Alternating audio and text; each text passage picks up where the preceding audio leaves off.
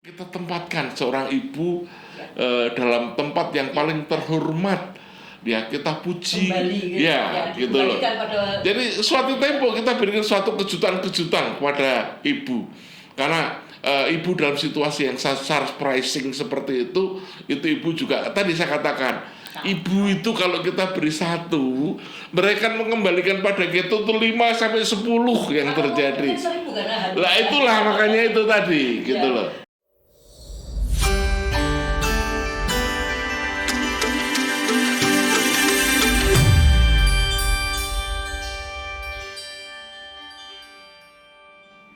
Jumpa lagi di Mana Lagi PSW UGM, Wanita Hebat Indonesia Bermartabat. Hari ini saya punya tamu hebat, Profesor DRS Kunchoro, Master of Behavior Science, PhD, psikolog. Kita main-main dengan seorang psikolog yang semua orang tahu tentang beliau. Selamat apapun, selamat berjumpa. Selamat jumpa. Berbahagia. Terima kasih atas waktunya. Luar biasa bisa menyempatkan waktu untuk kami. Sama-sama. Dan berharap sekali Prof Kun bisa bercerita gitu. Banyak hal yang orang itu tidak tahu. Seperti apa sih seorang perempuan itu. Orang selalu ngomong, kamu perempuan, oh iya kamu melakukan ini, kamu melakukan itu, bisa kok kamu seperti itu. Tapi kadang-kadang para lelaki itu, atau sebetulnya perempuan sendiri juga nggak tahu dengan temannya yang sesama perempuan. Tetapi sekarang, bagaimana sih sebetulnya, dan apa sih yang harus dilakukan para lelaki tanda petik untuk mengetahui perempuan? Oke. Yang pertama saya mengucapkan selamat Hari Ibu dulu. Terima kasih. Ini satu yang sangat luar biasa karena terlalu banyak kalau saya berbicara tentang kelebihan ibu-ibu itu. Tetapi sebagai seorang laki-laki sudah saatnya saya berbagi informasi dan juga memohon kepada teman-teman saya yang laki-laki itu untuk marilah kita sama-sama mengenal perempuan. Marilah kita mengenal lebih banyak ibu-ibu. Untuk apa? Agar rumah tangga kita itu menjadi semakin kuat, menjadi semakin bermartabat, dan menjadi semakin hebat seperti yang dikatakan oleh PSW UGM ini. Iya. Dan jelas ketika itu nyaman, maka kehidupan atau berkreasinya akan lebih hebat. Ya. Karena perempuan itu maksimal. Kalau kita memberi satu kepada perempuan tuh biasanya mengembalikan kepada kita bukan 1, 2, tapi 3 atau 5. Beribu-ribu sebetulnya laki-laki itu beruntung kalau dia benar-benar memahami perempuan, karena perempuan itu akan mengembalikan kepada kita lebih banyak. Banyak kasus yang saya jumpai bahwa laki-laki itu tidak pernah tahu apa yang terjadi kalau seorang perempuan itu mengalami PMS. Apa itu PMS, Mas? Premenstrual syndrome. Itu seperti apa kalau di bahasa Indonesia kan? Nah, itu yang terjadi adalah perubahan mood, suasana hati yang ada pada perempuan. Yang ini tidak pernah dipahami oleh laki-laki. Karena mereka nggak melakukan itu ya. Menjadikan mudah uring-uringan, tetapi dia tidak bisa untuk kemudian uring-uringan. Karena itu dia harus mencoba menekan itu. Padahal itu terjadi setiap 28 hari sekali. Sebulan sekali mereka mengalami. Dan selama seminggu. Selama apa itu dilakukan seminggu, sensitivitasnya itu selama kira-kira 5 hari sampai seminggu. Iya. Nah, ini marilah sekarang kita mencoba memahami, jangan terlalu egois laki-laki, jangan terlalu egois suami yang ketika kemudian bertanya istri sedang menstruasi, kemudian hanya mengatakan, wah prei, ini sungguh menampar perasaan perempuan. Nah, kenapa? Karena dia mengatakan bahwa perempuan hanya dianggap oleh laki-laki sebagai untuk pemenuhan kebutuhan seksual. Dan itu sama sekali tidak benar ini.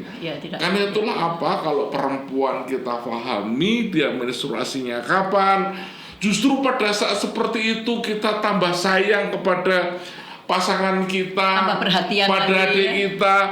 Karena apa? Dalam hukum agama menjelaskan bahwa salah satu tugas laki-laki itu adalah melindungi ibu, melindungi istri, melindungi saudara perempuan, dan melindungi anak. Karena itulah maka ini semuanya adalah laki-laki, tugasnya melindungi. Tetapi jangan kemudian ini membebani.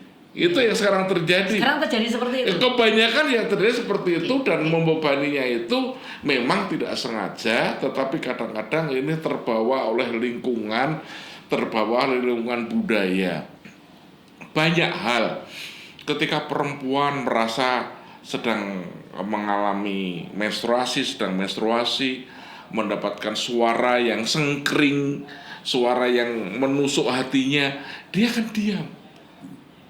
Besok akan begitu lagi, dia akan diam. Tapi apa yang terjadi? Yang terjadi adalah 16 tahun kemudian itu akan diungkit oleh perempuan karena dendam ini menjadi satu dendam. Selama itu dia bisa menahan. Dan ini yang terjadi adalah karena itulah maka sekali lagi, jangan kalau kamu menyayangi istrimu, sekali lagi, jangan kau buat istrimu itu mendendam pada dirimu. Karena itulah yang menjadi persoalan adalah sekali lagi, marilah kita sayangi perempuan, marilah kita pahami perempuan, kita saling menyayangi. Tetapi perempuan itu memerlukan afeksi yang lebih dibandingkan laki-laki. Karena itulah maka sekali lagi, saatnya mari kita membangun, memahami perempuan lebih banyak lagi, bukan menuntut dan menuntut adanya.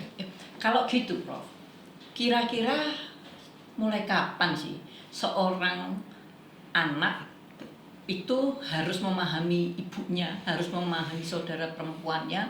Ini kan harus ngomong anak, kan bukan harus ngomong perempuan saja. Betul. Tapi bagaimana seorang anak perempuan, bagaimana seorang anak laki-laki itu mulai memahami. Sebetulnya disinilah yang membedakan kedewasaan. Dalam dunia psikologi ada istilah remaja.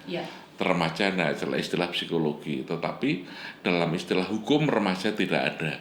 Tetapi dalam bidang agama adanya dewasa dengan anak, yaitu ketika seseorang perempuan sudah mereka menstruasi, laki-laki sudah mulai mimpi basah.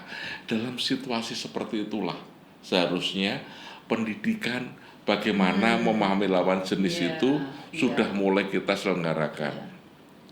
Anak laki-laki, anak saya laki-laki harus mulai diajarkan mengajar kepada adiknya atau kakaknya yang perempuan. Kenapa?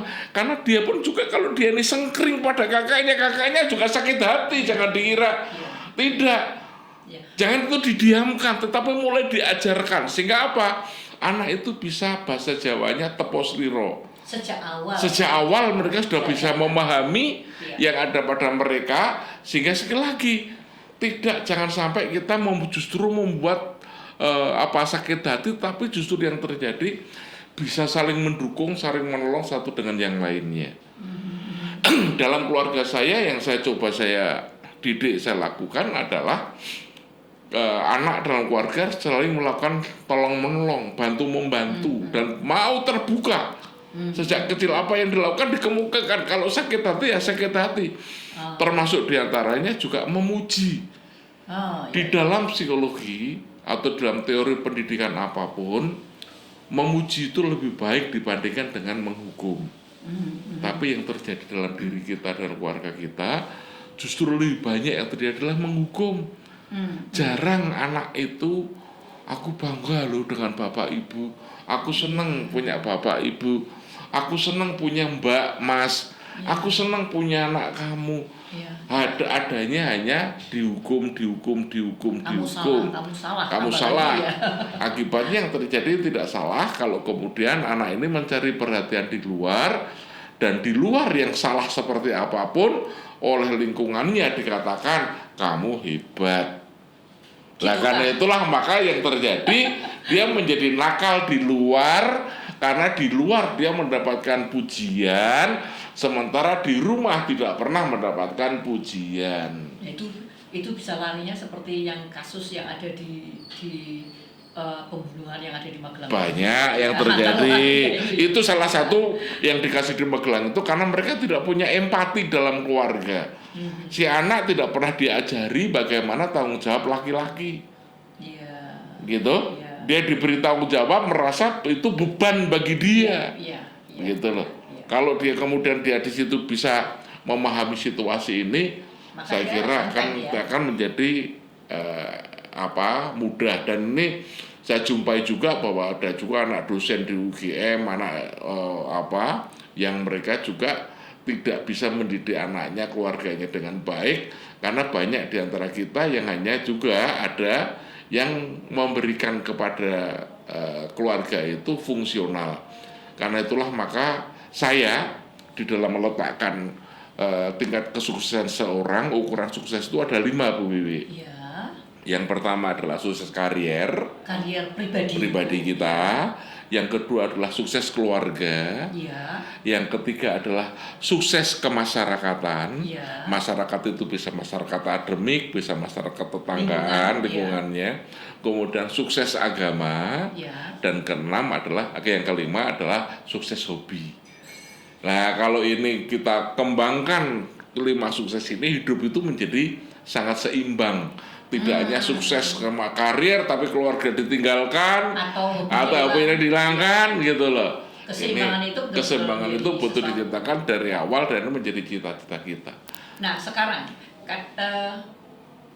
kalau ya ada beberapa kali saya lihat di postingan YouTubean gitu, itu ada seorang laki-laki yang di rumah itu melakukan kekerasan, baik ya terutama pada anaknya, tetapi sebetulnya dia ketika melakukan satu kegiatan di luar, di kantor juga, dia menjadi orang yang sangat hebat.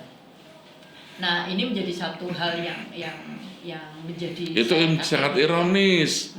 Jadi seperti saya katakan, kalau kita menjadi seperti itu harus menjadi kontrol. Tadi saya katakan memang menjadi orang tua tidak pernah ada pelajaran menjadi orang tua.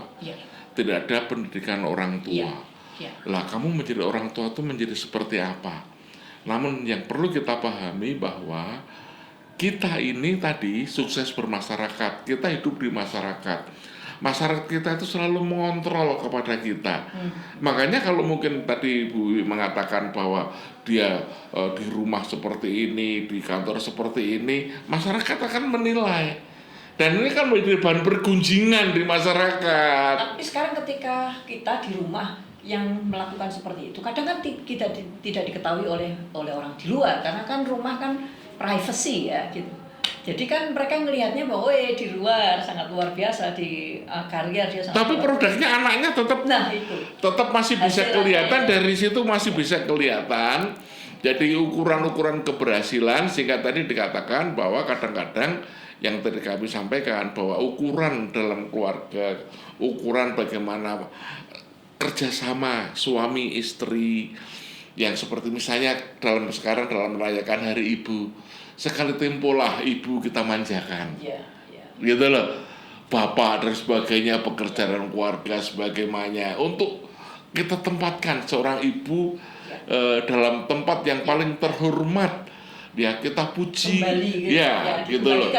Jadi suatu tempo kita berikan suatu kejutan-kejutan kepada ibu, karena ibu dalam situasi yang surprising seperti itu ibu juga tadi saya katakan, ibu itu kalau kita beri 1, mereka mengembalikan pada kita itu 5 sampai 10 yang terjadi. Lah itulah makanya itu tadi, gitu loh. Nah sekarang balik ke yang ini tadi, untuk bisa menyenangkan ibu, tanda petik, pelajaran seperti apa sih? Tadi kan kita bicara masalah menghormati, bagaimana memahami seorang perempuan. Kira-kira apa lagi sih Pak ini? Oke, sekarang sebagai konteks ibu, konteks hubungan suami istri. Kalau misalnya satu contoh hubungannya dengan persoalan seks, seorang suami pengen mengajak istrinya hubungan seks, ya harus tahu dulu dong kondisi istrinya seperti apa. Jangan terlalu memaksakan keinginan kita 3 huruf ini untuk dilayani oleh istri. Kemudian suami berdalih hadis Abu Hurairah bagi agama Islam. Sekarang saya bertanya, Memang ibu itu akan dikutuk oleh malaikat semalam suntuk, itu habis saya. Tapi sekarang saya bertanya kepada si suami tadi, seberapa cintanya sih kamu sama istrimu? Sampai dia Kok sampai hanya seks saja, gitu mau dikutuk semalam suntuk, gitu loh. Kalau kamu dari sini kamu bisa bernegosiasi, ngobrol-ngobrol, tidak harus melakukan hubungan seks, tidak harus dengan seperti itu sudah suatu yang luar biasa. Kemudian yang kedua berikutnya, kita biasakan anak itu juga bisa memuji ibu. Ibu cantik, ibu pinter, masaknya enak, gitu. Tidak hanya sekedar kita menghukum kalau ibu salah. Masa ora enak? Masa ora enak, ora adil, pilih ya itu. Tasnya kok nggak lengkap kok. Itu. Iya. Dan termasuk juga diantara yang ada di sini, seorang ibu juga harus tahu diri, karena sekarang ini banyak gunjingan bahwa ibu itu kadang-kadang hanya menekankan kepada simbol-simbol status sosial. Kalau pakai tes harganya sekian juta, harus bahan pergunjingan menjadi tetangganya beli ini dan beli ini. Saya menyarankan kepada ibu-ibu tadi untuk lebih banyak membaca tulisannya atau pemikirannya Ki Ageng Surya Mentaram. Gimana itu, Mas? Kalau sudah tasnya apik njur piye? Yo ngopo? Gitu loh. Gitu. Mana yang lebih penting, tas baik atau keluarga yang lebih sejahtera, anak yang lebih enak, keluarga yang rukun. Kenapa? Karena yang namanya kebahagiaan dalam keluarga itu tidak dicari, tetapi kita ciptakan. Caranya bagaimana? Mensyukuri yang sudah ada ini. Kamu punya anak seperti itu, yang bikin anak ya kamu, kita syukuri. Gitu loh. Hasilnya itu ya. Iya itu, gitu loh. Kalau itu kurang ya mari kita benahi. Iya. Jadi bukan menyalahkan, Bukan menyalahkan yang ada, kita tapi mensyukuri. memperbaiki yang ada yang muncul yang ada. Demikian juga dengan bapak-bapak yang sudah senior begitu, seharusnya bapak-bapak seperti saya yang sudah 68 tahun sekarang ini, seks itu sebetulnya sudah bukan kebutuhan, seks itu keinginan. Kan itu apa? Ketika si istri masih mau melayani kita, itu luar biasa, pengorbanan dia yang luar biasa. Apakah kita menghormati, tambah sayang kita pada istri kita? Gitu loh. Atau kita justru bikin macam-macam. Nah, kembali sekali lagi, njur ngopo, gitu loh. Ya apa yang mau dicari? Dan itulah tadi saya sampaikan bahwa kalau kita menggunakan konsepnya Sunan Kalijogo, bahwa hidup itu harus ditata dengan baik. Artinya apa? Bagaimana kita mendidik anak, harus kita siapkan dari tahapan-tahapan, bahkan sampai dengan proses kematian. Kita tidak perlu takut mati. Karena apa? Karena ada tahapan-tahapan, kita harus mulai kapan kita bersedekah, kapan kita menyiapkan diri untuk siap-siap menghadap Allah. Yaitu semuanya ada di dalam ajaran itu, dan nanti suatu saat bisa kita bahas secara khusus pemikiran Ki Ageng pemikiran Sunan Kalijogo dalam pertumbuhan anak. Janji lo ya. Siap. yang ini tadi saya mohon deh, ini kalau menurut Prof Kun, sekarang kalau tadi disampaikan kita harus paham perempuan, seperti apa sih memahami orang laki-laki harus melakukan apa? Paham perempuan itu ya Pak, paham itu kan kebutuhannya dia, kondisinya dia, posisinya dia seperti apa. Jadi jangan kita membesarkan kepada ego kita menuntut bahwa perempuan harus begini. Tapi kita pahami fungsinya dia, letak di masyarakatnya seperti apa, tugas kewajibannya di rumah seperti apa, dan juga yang tadi perubahan hormonal yang ada di dalam dirinya itu apa saja, dan pengaruhnya pada tubuh apa saja, dan apa yang dipahami laki-laki dan apa yang dilakukan oleh seorang laki-laki. Ya, artinya kan juga sekarang seorang perempuan juga harus bercerita kan begitu kan, bahwa oke, saya sedang dalam kondisi begini. Itu kan? paling sangat bagus. Berarti Keterbukaan dalam keluarga itu harus sangat bagus. mungkin akan lebih bagus dalam kondisi yang dilakukan ini dilakukan sambil santai, misalnya pada saat makan pagi, atau kalau bagi yang beragama Muslim pada saat sembahyang berjamaah dalam keluarga, saling menilai ya gitu loh. Setelah jamaah. Ya, setelah berjamaah. Ya, itu sambil kita bercerita itu kita sering bukan hanya sekedar sebentar juga saling menilai. Apa kelebihan, apa yang disukai, apa yang tidak disukai. Karena konsep dalam psikologi itu sesuatu yang menyenangkan cenderung diulangi, sesuatu yang tidak menyenangkan cenderung dihindari. Kalau sesuatu yang dipuji itu kan menyenangkan, besok akan diulangi. Sesuatu yang tidak disukai akan dihindari. Nah, kalau itu yang terjadi maka rumah tangga kita semakin baik. Jadi kira-kira kalau misalnya sekarang seorang perempuan bercerita, saya dalam kondisi begini gitu. Tolongin saya ya, kan itu menjadi lebih enak ya. Oh, enggak semua akan menjadi enak. Tapi kadang-kadang ya yang jelas sih perempuannya jangan sok mau mempergunakan itu semua untuk keuntungannya dia kan. Betul, tapi juga yang laki-laki itu juga sekali lagi mereka harus paham. Koyo ngono diceritake ya. Gitu, itu harus kita respect. Kenapa? Karena ini kondisi emosional yang itu hanya dirasakan oleh perempuan. Dan juga yang harus dipahami ketika seorang dia bercerita tentang kesulitannya, itu juga tidak susah kan sebetulnya. Dia mau bercerita, saya cerita apa kagak ya? Pas apa enggak ya saya cerita? Penting enggak ya untuk dia kalau dia harus mendengarkan itu? Itu kan sebetulnya sesuatu hal yang bergejolak untuk dia. Ketika si perempuan ini cerita, sebetulnya kan dia sudah berpikir tentang risiko yang akan terima. Karena itu saya mengusulkan dalam keluarga itu dibiasakan dengan konsep SMEPA. Apa itu? S itu murah senyum. Senyum. Senyum itu adalah simbol social acceptance. Simbol penerimaan sosial. Senyum. M mendengarkan. Jadilah pendengar yang baik. Kalau anak kita cerita kita dengarkan, kalau ibu cerita kita dengarkan. Karena mendengarkan itu bukan pekerjaan mudah. Karena dengan bercerita orang itu butuh pengakuan. Kalau dengan bercerita, maka seseorang siapa dia diketahui, kemudian dia akan diakui. Gitu. Tetapi karena itulah menjadi pendengar itu susah.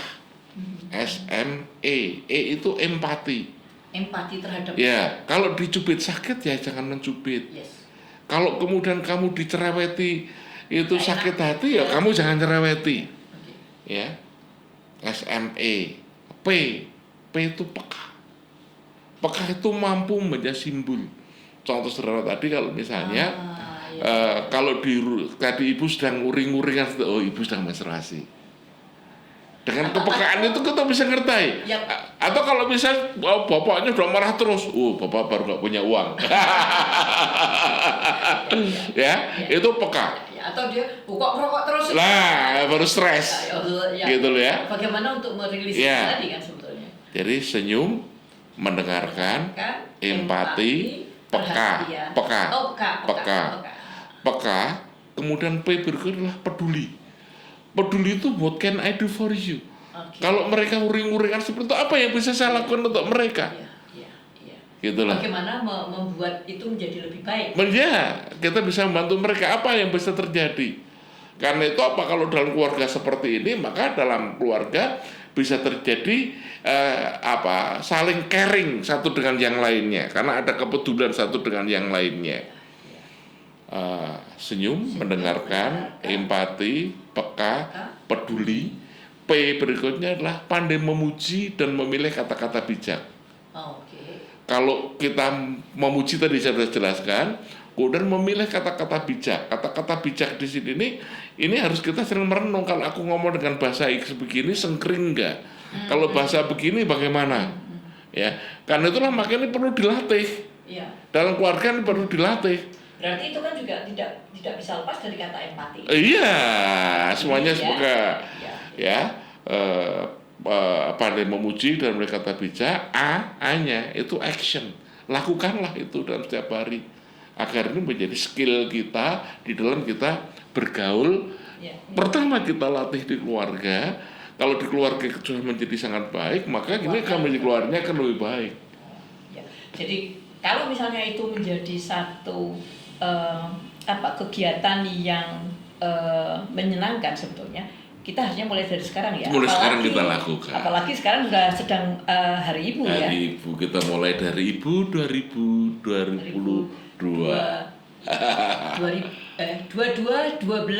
22. Oke, jumpa lagi di mana lagi PSW UGM, Wanita Hebat Indonesia Bermartabat. Selamat Hari Ibu.